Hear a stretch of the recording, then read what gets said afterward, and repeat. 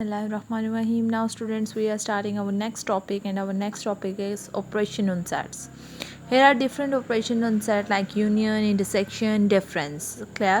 दो सेट आपके पास गिवन हो तो उसका यूनियन भी फाइंड किया जा सकता है, उसका इंटरसेक्शन भी किया जा सकता है और उसका डिफरेंस भी किया जा सकता है. First of all we are talking about the union. Union में क्या करते हैं? The union of two sets A and B is a set consisting of all elements which are in set A and in set B or in both. The union of two sets is denoted by A union B. This is the symbol of union and read as A union B. For example, A आपके पास ये given है, B आपके पास given है, A union B आपने करना है, A and B. A union B करना है, पहले आप A के मेंबर्स लिखेंगे, यूनियन B के मेंबर्स लिखेंगे और इनका यूनियन कर देंगे. यूनियन में क्या करते हैं? सारे मेंबर्स जो A में भी हैं और B में भी हैं वो सारे मेंबर्स जो हैं अरेंज करके लिख देते हैं. जैसे A, E, I, O, B, C. इसको अगर आप अरेंज करके लिखें तो आपके पास आंसर आएगा A, B, C, E, I, O. This is clear. तो आप इस तरह से भी लिख दें, पहले आप A के मेंबर्स लिखते हैं फिर आप B के मेंबर्स लिखते हैं. Clear students. Now we are talking about the intersection. Intersection में क्या करते हैं? Set A and B is given to you और सेट A और B जो आपके पास गिवन है उसके कॉमन एलिमेंट्स, वो एलिमेंट्स जो A में हैं और B में भी हैं, वो एलिमेंट्स लिख देते हैं. The intersection of two sets is denoted by A intersection B and is read as A intersection B. If A ये है B ये है then A intersection B is A और B दोनों में जो मेंबर्स हैं, जैसे A इसमें भी है और इसमें भी है, ये आ जाएगा. E इसमें भी है और इसमें भी है, I इसमें है बट इसमें नहीं है, O भी एंड U भी, इसलिए इसका आंसर क्या आएगा? A and E. Now difference. Difference में आप क्या करते हैं? डिफरेंस में बेसिकली आपके पास ये है कि आपके पास दो सेट्स हैं A एंड B और any two sets. A difference B आप इस तरह से फाइंड करेंगे कि set of all those elements of set A which are not the elements of B and written as A minus B or A difference B.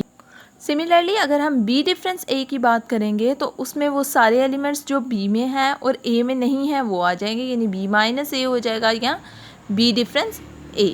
किस तरह से example देखते हैं. तो एग्जाम्पल के लिए A आपके पास गिवन है 1 3 6, B आपके पास गिवन है 1 2 3 4 5. जब आप A माइनस B करेंगे, A माइनस B आपने फाइंड करना है तो वो मेंबर्स जो A में हैं और B में नहीं हैं वो लिख देने. A में 1 है, B में भी है, आंसर में नहीं आएगा. 3 दोनों में है, 6 यहाँ है यहाँ नहीं है तो आंसर में 6 आ जाएगा. क्लियर. वो मेंबर्स जो फर्स्ट सेट में हैं और सेकंड में नहीं है वो आंसर में आ जाएगा. क्लियर. इसी तरह अगर हम B माइनस A की तरफ आएँ तो पहले B माइनस A करेंगे. All those members which are present in set B but not in this set. 1 दोनों में है, 2 आ जाएगा, 3 दोनों में है, 4 आ जाएगा एंड 5. Clear students. नाउ हम एक्सरसाइज की तरफ आते हैं. 1.2 में कहते हैं find the union of a following sets. इसका यूनियन फाइंड करना है. A और B आपके पास गिवन है. जब आप इनका यूनियन फाइंड करना है मीन्स A यूनियन B आपने करना है. पहले आप A के मेंबर्स लिखेंगे 1 3 5, यूनियन B के मेंबर्स 1 2 3 4 और इसका आंसर आपके पास आ जाएगा all those members which are present in A and in B. 1 2 3 4 5. Clear students. Now अब आपके पास 3 सेट्स गिवन है और इन तीनों का आपने यूनियन फाइंड करना है. तो 3 सेट्स का यूनियन भी उसी फॉर्म में फाइंड होगा, C union D union E. पहले आप C के मेंबर्स लिख लें, यूनियन D के मेंबर्स लिख लें,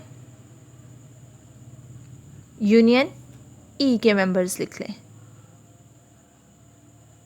क्लियर स्टूडेंट्स.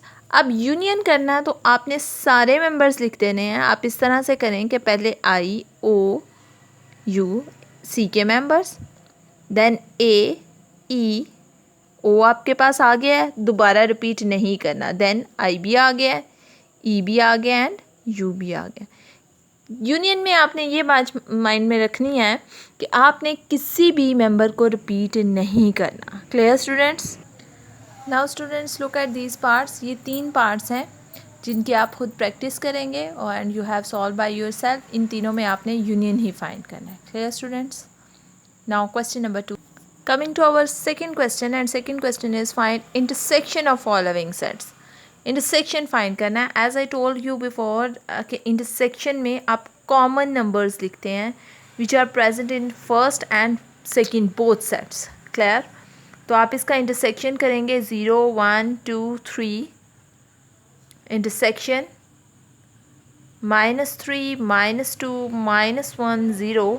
जब इंटरसेक्शन करेंगे तो कॉमन एलिमेंट्स 0 इसमें है, इसमें भी है, 1 इसमें है, बट यहाँ -1 है, ये 2 है, जहाँ साइन नहीं है इट्स मीन ये पॉजिटिव है, ये नेगेटिव नंबर्स हैं, तो जस्ट 0 इज़ द आंसर.